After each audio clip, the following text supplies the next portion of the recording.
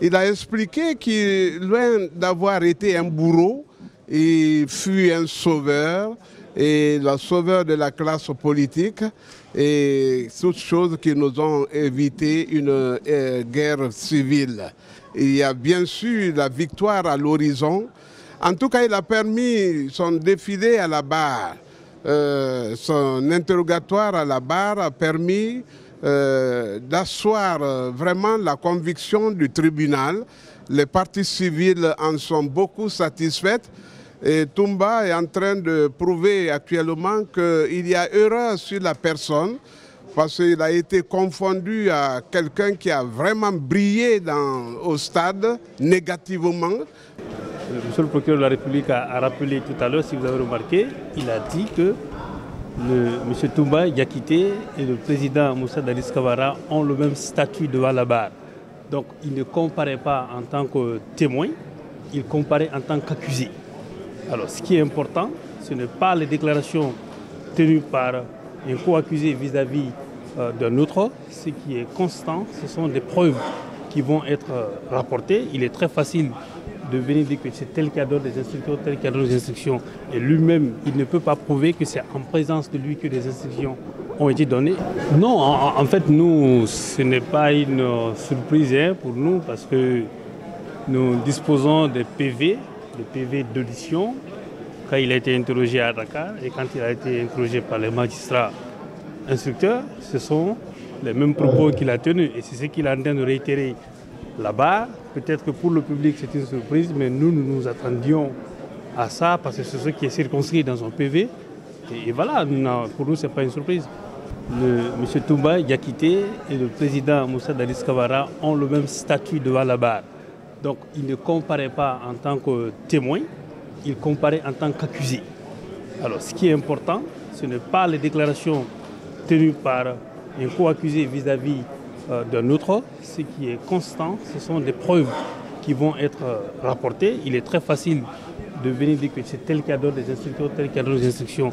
Et lui-même, il ne peut pas prouver que c'est en présence de lui que des instructions ont été données. Et nous sommes déjà satisfaits quand même et très heureux de sa déclaration selon laquelle le président ne lui a pas donné des ordres de se rendre au stade.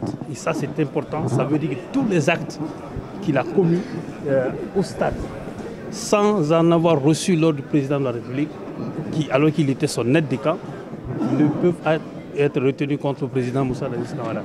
Donc c'est évident que nous sommes très heureux, nous sommes très sereins de ce qui vient de se passer. Et au fil des débats, vous comprendrez que nous allons démontrer tout le contraire de ce qu'il a développé. M. Toumba Diakité a expliqué sa position, sa situation, sa condition au sein de la présidence sous Dadis, sa marginalisation, la ségrégation dont il faisait l'objet parce que n'appartenant pas, ne répondant pas aux aspirations de Dadis en ce qui concerne la nouvelle gouvernance qu'il avait voulu, celle de ne vouloir associer que les siens. Alors Toumba était dans le collimateur et devait à tout prix être évincé, arrêté et pourquoi pas liquidé définitivement. Il a donc expliqué que formellement il ne travaillait plus et pouvait se faire remplacer par Dadis à tout moment. Il ne le regagnait que sur les lieux, aide de camp de son État qui organisait sa sécurité, sa survie et qui planifiait les sorties. Ceci désormais lui échappait et il n'en était informé qu'en dernier ressort. Il a expliqué qu'il, loin d'avoir été un bourreau, il fut un sauveur et le sauveur de la classe politique et toutes choses qui nous ont évité une guerre civile. Il a prouvé beaucoup de sincérité, il a fait preuve d'objectivité et surtout il a mis en exergue tout son potentiel intellectuel Il a fait valoir ses possibilités médicales, sa science militaire et autres. Il s'est dit que toutes ces disciplines ne pouvaient être assumées à point avec beaucoup de talent et d'atouts qu'en se pliant à une certaine discipline, laquelle ne colle pas avec l'usage de la force.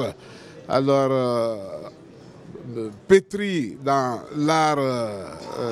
les arts martiaux, il y a la retenue, il y a la discipline, il y a bien sûr la victoire à l'horizon. En tout cas, il a permis son défilé à la barre.